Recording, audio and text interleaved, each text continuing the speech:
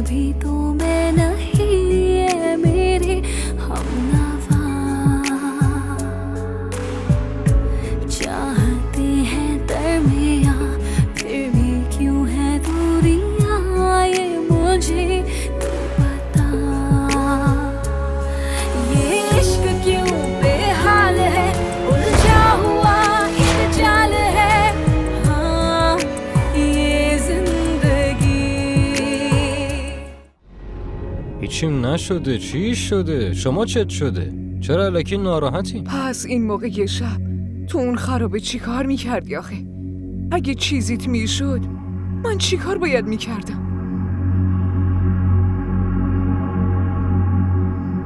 آها اون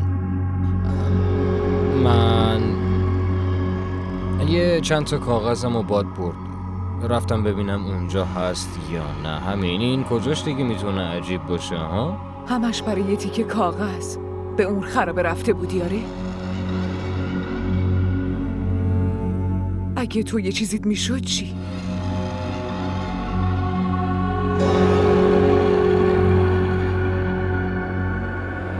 فؤاد چی شده پسرم؟ نمیخوای به مادرت چیزی بگی؟ تو چت شده آخه؟ من هیچیم نشده. مسئله این نیست. شما چتون شده؟ شما که اومدین توی این خونه من سوالی ازتون کردم؟ هیچ سوالی ازتون کردم؟ پس واسه چی با سوالاتون منو کلافه میکنی؟ من هیچیم نشده. الانم لطفاً بذارین بخوابم. شما هم برین بگیرین بخوابین. تا کی میخوایم بیدار بمونیم؟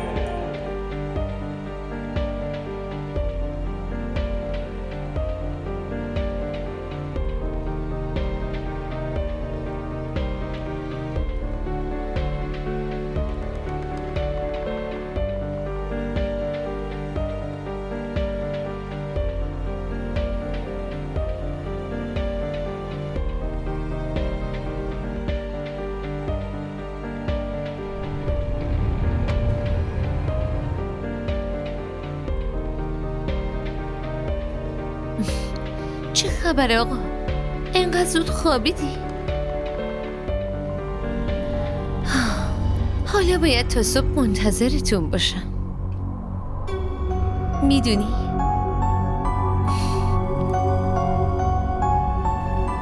یه خبر خوب برات دارم آقا. حضرت بیبی قبول کرده ازدواج کنیم آقا.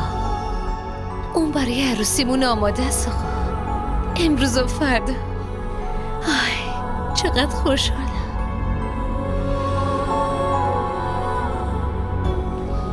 ما 17 تا خواهریم. منم از همه بزرگترم. این اولین عروسی توی خونمونه، باید حسابی مجلل باشه.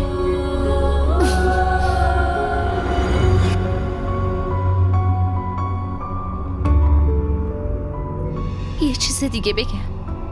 راسته نمیخوام با جادو، بلکه میخوام تحت تاثیر عشقم بهتون نزدیک بشم آقا. قبول میکنی آقا؟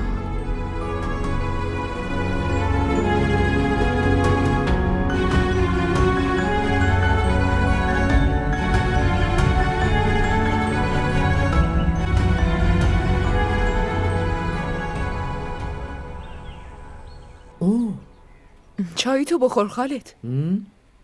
چای؟ تو شکر که نریختی. تا حالا ریخته بودم که الان بریزم. نه نریختی. شیرینی میخوری؟ شیرینی؟ دیوونه شدی تو؟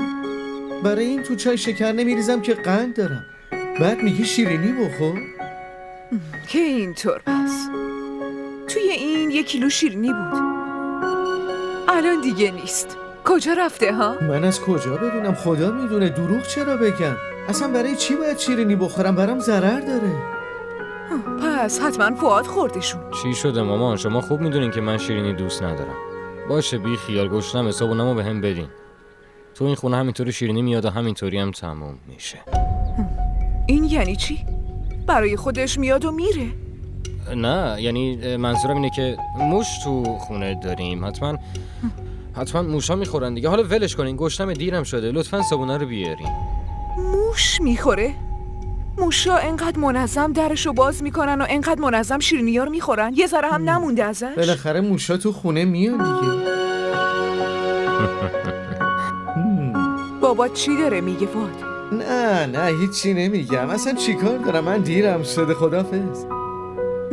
باشه اصلا ولش کنین. همینطوری بدون صابونه برم؟ دیرم شده مامان، لطفاً.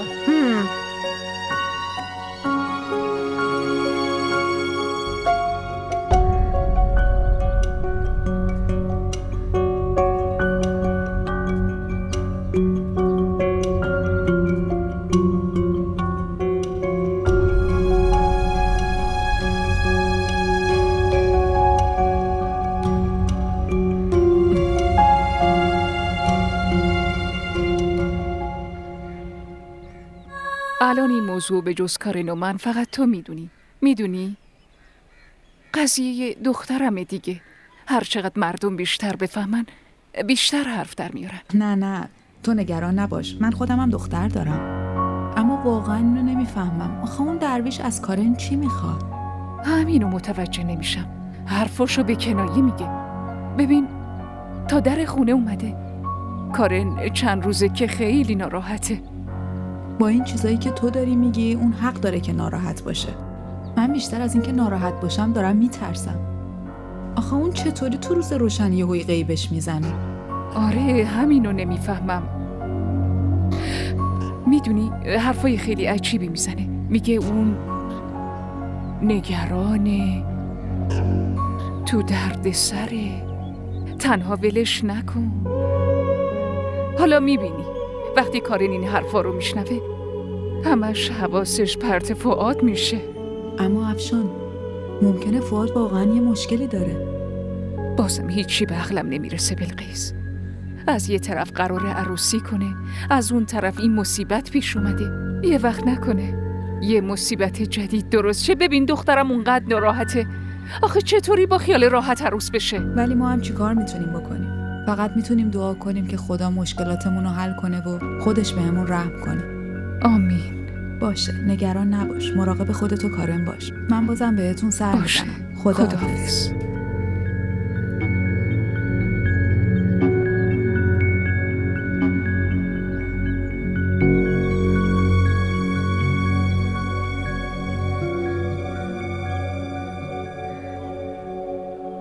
فؤاد آخه چطوری اینقدر عوض شد؟ اون روز که گفت من با هر کی نامزد بشم آخرم با خودش عروسی میکنم. پس چرا بهم زنگ نمیزنه؟ دیروزم تو رستوران اونقدر بهم بی‌محلی کرد. نکنه واقعا مشکلی داره؟ ولی ظاهرش که خیلی خوب بود. نمیدونم مامان واقعا باید این موضوع رو به خاله ندا میگفت یا نه. ای خدا، آخه کی جواب این سوالامو میده؟ ماشاءالله خونتون از قبل خیلی بزرگتره. خیلی خوبه. آره. نظر در مورد خونه چیه؟ خوبه. اتاق ما و فؤاد چطور بود؟ چقدر حرف فؤادو پیش میکشی؟ تو که میدونی پسرت به این محلم نمیذاره. اصلا ازش پرسیدی؟ از این ازدواج راضیه؟ ای بابا من بهش گفتم. فقط یکم خجالتیه. تو که میدونی ازدواج کنه همه چی درست میشه. بشین. تازه‌شم. تو حالا هیچ وقت بهت نگفتم که ماریا رو بفرستی اینجا زندگی کنه. اصلا چرا ماریا رو با خودت اینجا نمیاری؟ از دانشگاه برگشته بود، خوابیده بود. ببین حمیده، ببین ماشاءالله الان خونم هم بزرگ شده. قبلا خونم کوچیک بود. تازه اتاق ماریا رو هم درست کردم. تو بفرستش اینجا زندگی کنه. 2 بچه ها همدیگر رو بهتر میشناسن اینجوری. حتما میفرستمش.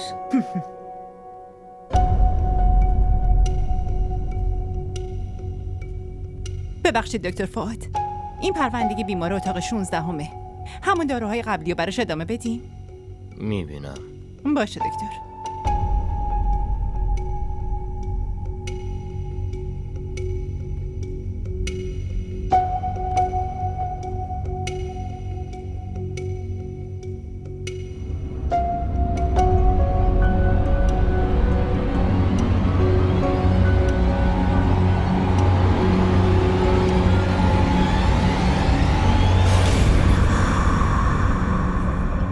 تو؟ بابا ترسونی دختر. تو کی اومدی؟ همین الان. دلنواز، تو همیشه منو میترسونی. از یه جا مثل جن و پری همینطوری یهو پیدات میشه. من؟ کجا مثل جن و پری آقا؟ من که از در اومدم تو. یه چیزی بگم، چرا شما دختر همه چی انقدر توضیح میدین ها؟ ول کن بابا، شوخی کردم. میگن که دخترها برای این همه چی توضیح میدن که یه وقت سوء تفاهم نشه. تو اومدی منو ببینی، واسه یه من اومدی. این کجا سوء تفاهم داره؟ یه چیزی بهت بگم، وقتی جلوی چشممی، وقتی پیشمی، همه چیز خیلی قشنگ میشه، همه چیز خیلی خوب میشه. بله بله، وقتی میام اینجا بیمارستان برات باغ میشه مگه نه؟ دقیقاً همینطوره. اصلا میخوام همیشه جلوی چشمم باشی. دقیقاً همینطوری.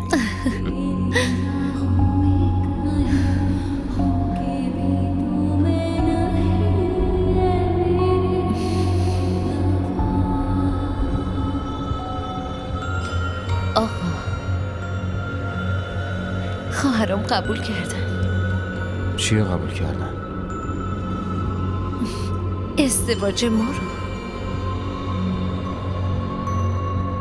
واقعا؟ بله واقعا. خواهرم برای عروسیمون آماده است آقا.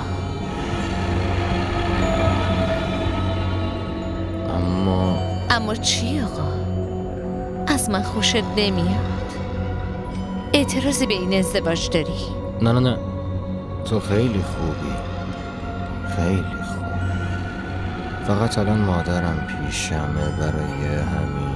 اشکالی نداره. به مادرت درباره من هیچی نگو، وگرنه مثل کارن منم قبول نمیکنه. ازت دورم میکنه آقا. دیگه چقدر زندگیمون تو تنهایی و جدایی بگذره آقا. آره دقیقا همینطور.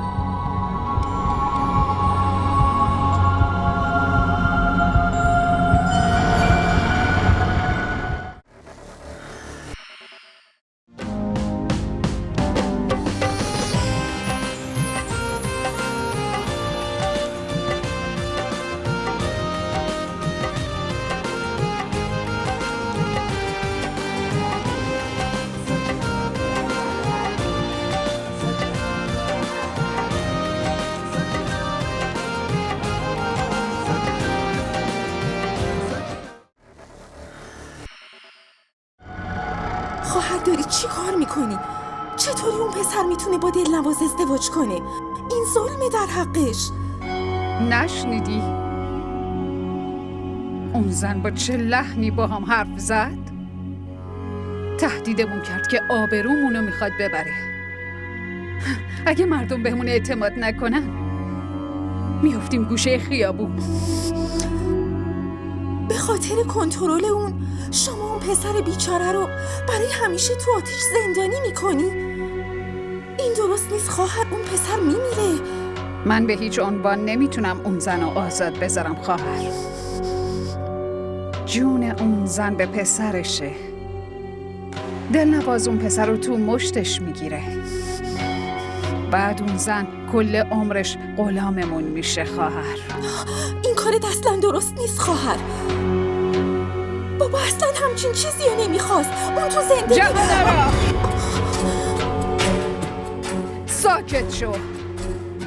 تو کار من دخالت نکن. خودت خیلی خوب میدونی هر کسی که تو کارم دخالت کرده چی کارش کردم. از اینجا برو.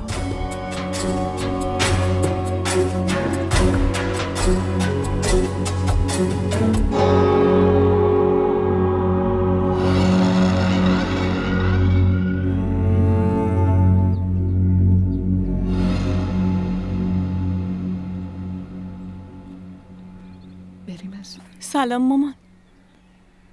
علیک السلام.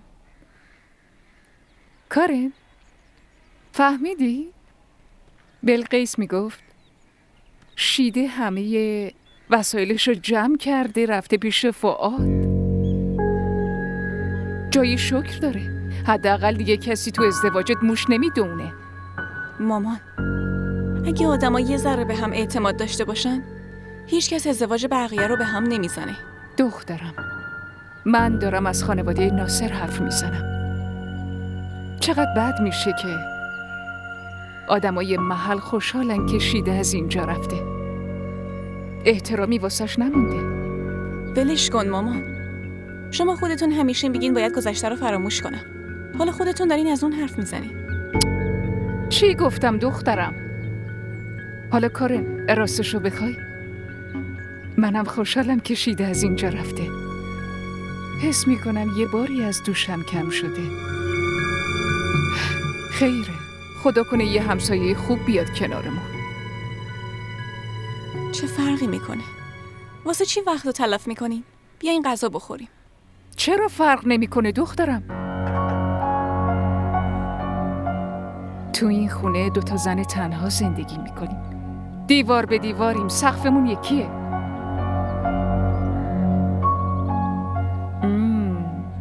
انگار دخترم امروز یه غذای عالی پخته. باشه اول برم دستمو بشورم میام.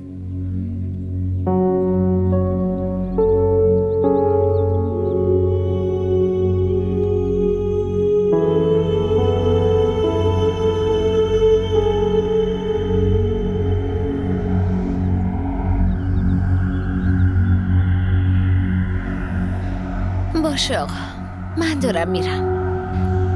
10 شب آماده بشین و این لباسا رو هم بپوشین.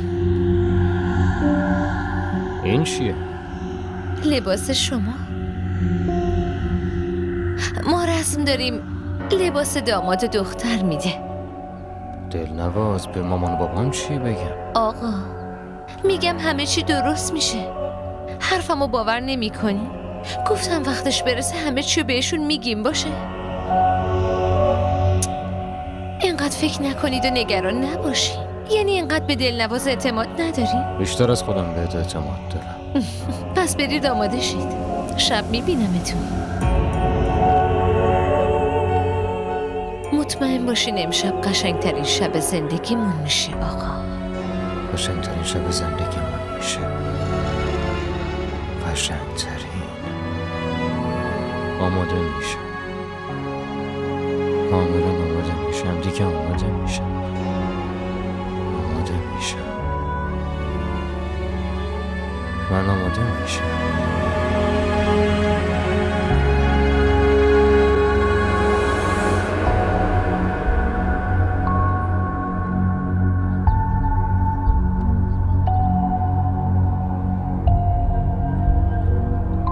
حالا که اشتباهی گذرت به ما خورد بازم بیا اینجا. من که میگم شام بخوریم بعد برو.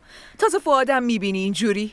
نه امروز اصلا وقت ندارم. بهت که گفتم دارم کفپوشو عوض میکنم، کاغذ دیواری میزنم، بناها دارن میان، ماریا هم تنهاست. انشالله دوباره میام. بیا فؤادم اومد. سلام. علیک سلام عزیز دلم. چطوری پسرم؟ خوبم خدا رو شکر. دارم میرم بخوابم. خیلی خستم. پسرم خالت اومده. یکم وقت بذار برای خالت دیگه. چه حرفیه میزنیم؟ خاله که داره میره. داریم میرین دیگه خاله نه؟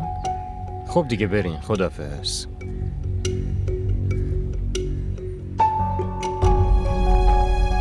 دیدی اینم از پسرت. بعد حرف ازدواج میزنی. نه آخه این صبح خیلی زود رفته بیمارستان.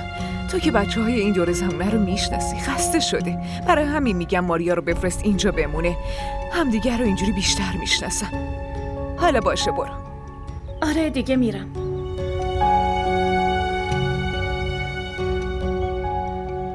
پسر حاضره؟ بله حاضر حضرت بیبی.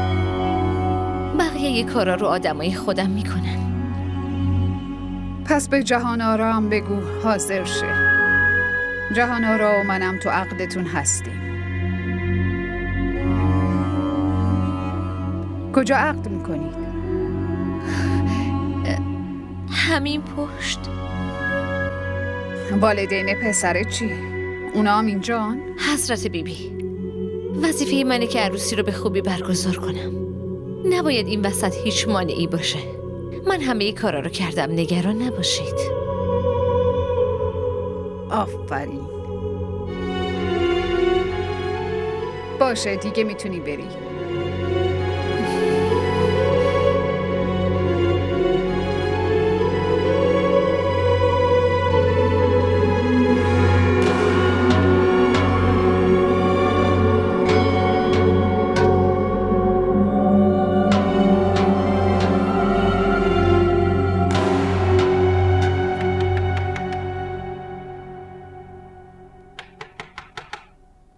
ما را در شبکه‌های اجتماعی دنبال کنید.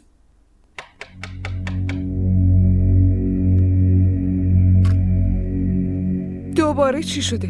خانم جان شیرینی آوردم. ما که شیرینی نخواسته بودیم. خانم آدرس این خونه نوشته شده بود. خانم جان شما بگیرین، پولش پرداخت شده، اصلا نگران نباشین. کی پولشو داده؟ خانم جان اینو خبر ندارم، ما فقط کارگریم. بفرمایید. خیلی خوب. خداحافظ.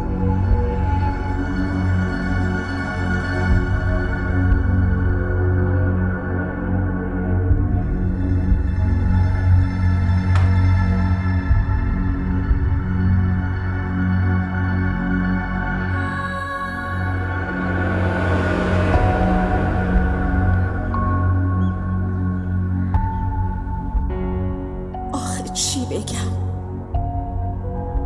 عروسی نابودش میکنه، تباه میشه. نباید عروسی کنه. بعدم به دلنواز اجازه دادی عروسی کنه. کارت درست نیست خواهر. من که نمیفهمم برای چی این کارو میکنی.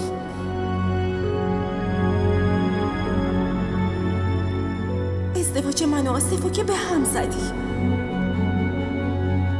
ترس زندگی خودتو به زندگی منم کشوندی. حالا من چیکار کنم؟ اصلا چیکار میتونم بکنم؟ تو که نذاشتی به جز خودت کسی تو زندگیم بیاد که بتونم با کسی مشورت کنم. خدا خودت بگو چی کار کنم.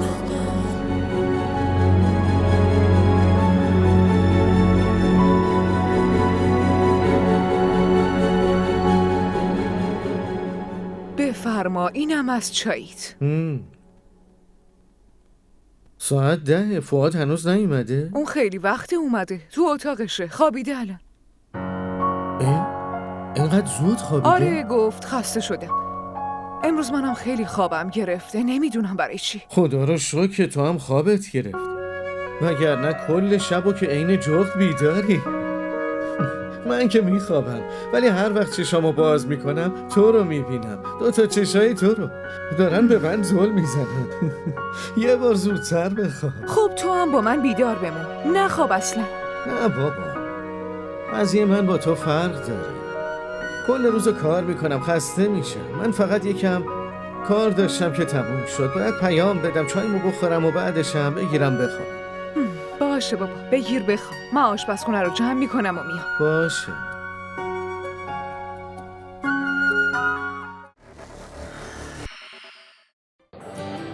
بگو ببینم خوشگله. دونی وقتی آدم عاشق یکی میشه دیگه نمیپرسه که چقدر خوشگله. شاید اون از همه خوشگل‌تر باشه. این عشق عزیز دلم. آب نیست که هر وقت تشنت شد بگی یه لیوان آب بده. برای آب باید هزینه‌شو داد. به همون قیمتی که تشنه‌های کربلا پرداخت کردن.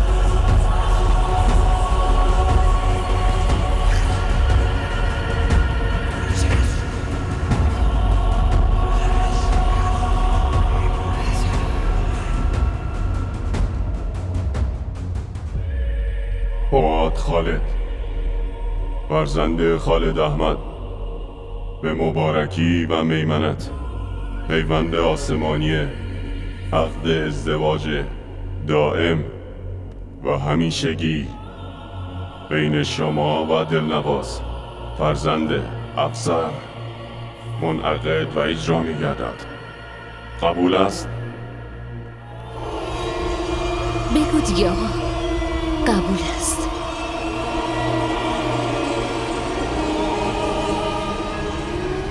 قبول است.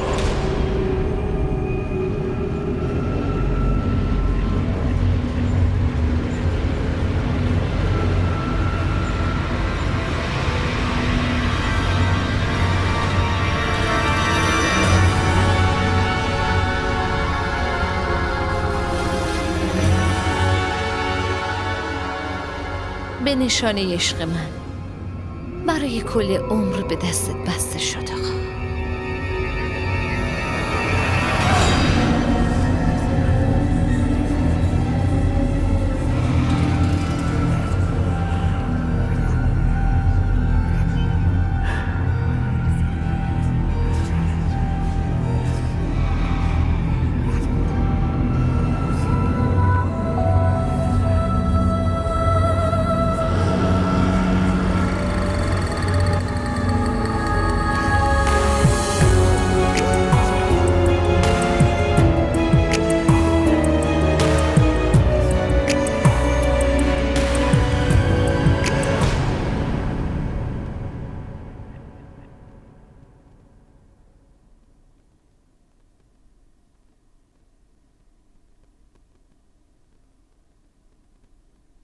چی شده دخترم کارن؟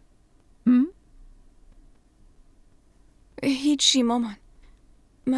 من میرم آشپزخونه ظرف بشورم. دخترم من شستم، تو بگیر بخواب. من میرم بیرون. وایسا، بیا اینجا. چی شده کارن؟ چی شده دخترم؟ حالت خوبه؟ آره مامان، چیزی نیست. کلافه ای؟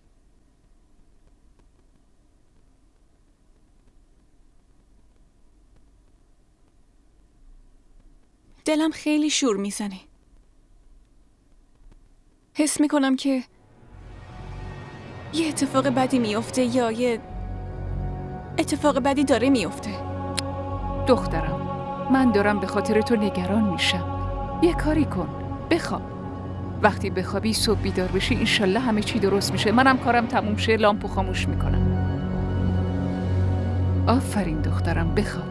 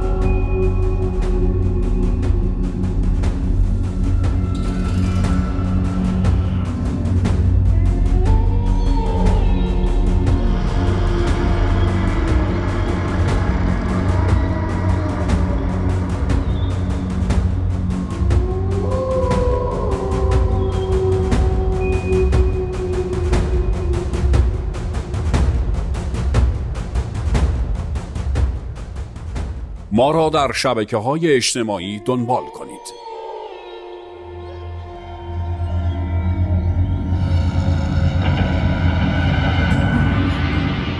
خالد؟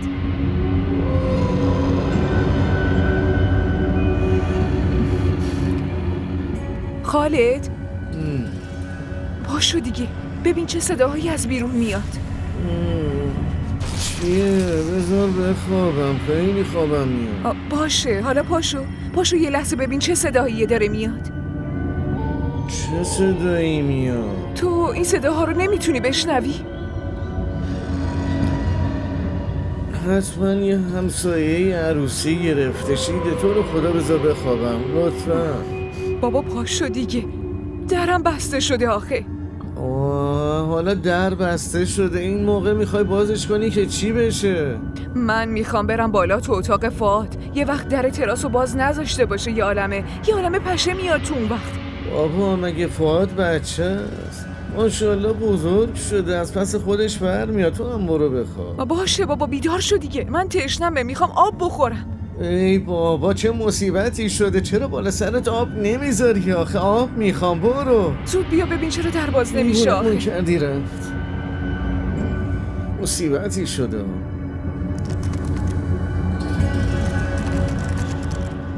بسته است، بازم نمیشه، خراب شده. حالا بذار بخوابم درست میشه. یه کاری کن، به فؤاد زنگ بزن. اصلا من دیوونه نیستم که این موقع مزاحم کسی بشم. بهش زنگ نمیزنم، چی کارش دارم؟ من آب میخوام خالد. به جون عزیزت یه ذره صبر کنی صبح میشه. شیده از شلنگ آب بخور، روش فیلتر داره. خودت برو بخور.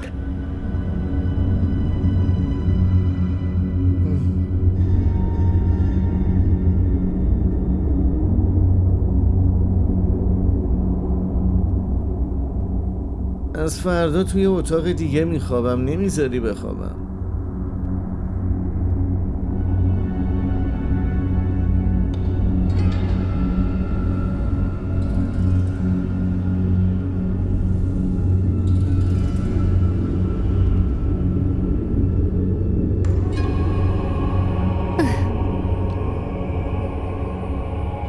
سورپرایز چطوره؟ قشنگه، ولی دلنواز تو این فاصله چطوری این همه کار رو کردی؟ همه رو خواهرام انجام دادن. شما که با یه دختر معمولی ازدواج نکردی، نمیدونی حالا قرارش چیزایی ببینی. دلنواز من که اصلا باورم نمیشه با هم ازدواج کردی. منم باورم نمیشه.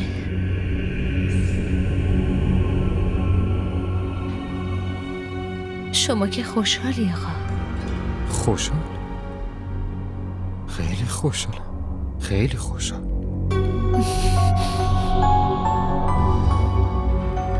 خیلی حواست بهم بود. خیلی بهم محبت کردی. همه ولم کردن، همه منو تنها گذاشتن، فقط تو پیشم بودی. بهم عشق ورزیدی.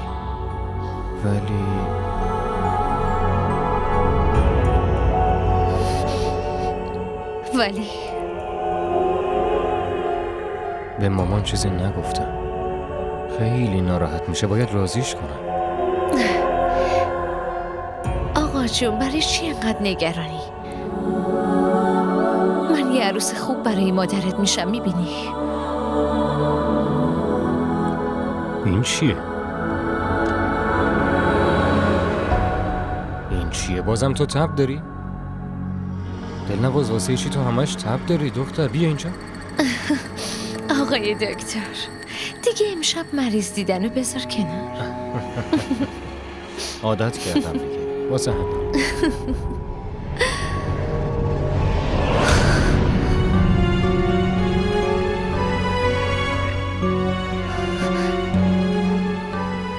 آقا شما لباستو عوض کن و بخواب، من میرم پیش خواهرام و میام. چی؟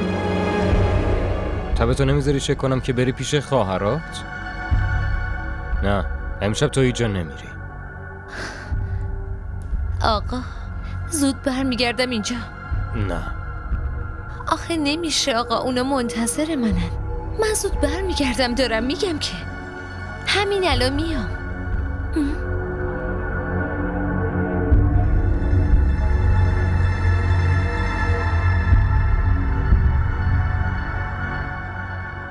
دلنواز چرا از اونجا میری؟ عروس هم هستی، اگه کسی ببینه چی فکر میکنه؟ از همینجا برو دیگه لطفا. باشه راست میگه.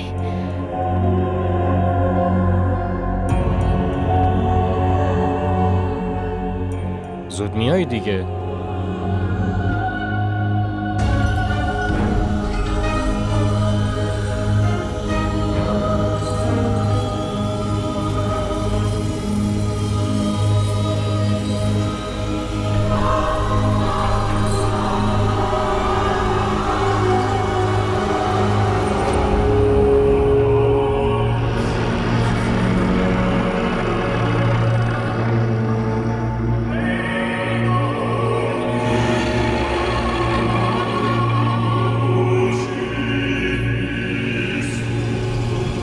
یکی کمک کنه، کسی هست؟ فواد!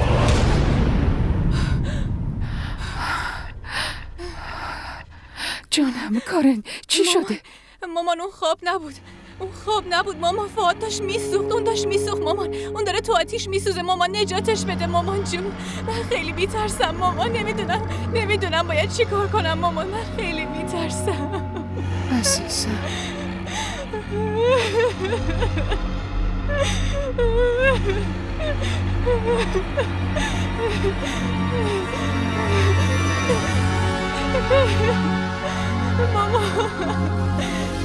مامان جون. مامان لطفا، من خیلی میترسم مامان جون. عروسی تو با فؤاد بخشی از نقشه منه. یادت نره که تو کنیز و موکل منی. میتونم هر کاری ازت بخوام. کنیزتون حاضر حضرت بیبی؟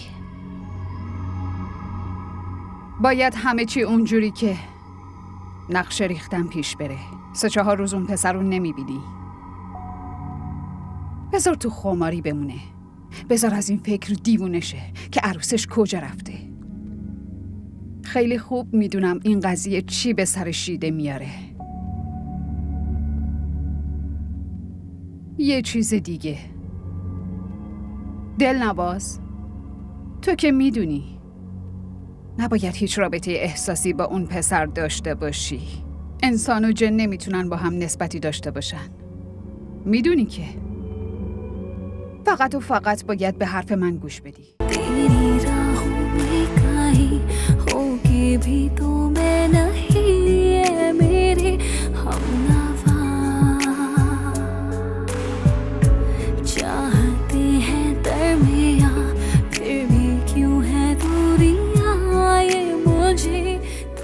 DDTV ارائه کننده بزرگترین سریال های درامای ترکی، کره‌ای، پاکستانی دوبله شده به فارسی می باشد.